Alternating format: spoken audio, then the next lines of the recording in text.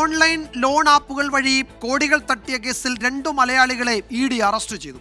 കോഴിക്കോട് സ്വദേശി സയ്യിദ് മുഹമ്മദ്, ഫോർട്ട് കൊച്ചി സ്വദേശി TG വർഗീസ് എന്നിവരാണ് പിടിയിലായത്.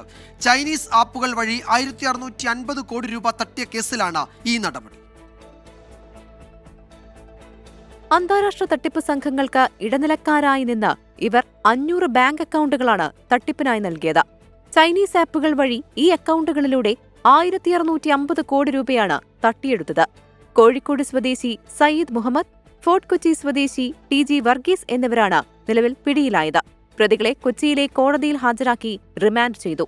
ലോൺ ആപ്ലിക്കേഷൻ രജിസ്റ്റർ ചെയ്ത രേഖകൾ ദുരുപയോഗം ചെയ്തും മോർഫിംഗിലൂടെ നഗ്നചിത്രങ്ങൾ കാട്ടിയും ഇടപാടുകാരിൽ നിന്ന് വലിയ തുക ഇവർ തട്ടിയതായി എൻഫോഴ്സ്മെന്റ് ഡയറക്ടറേറ്റ് കണ്ടെത്തി.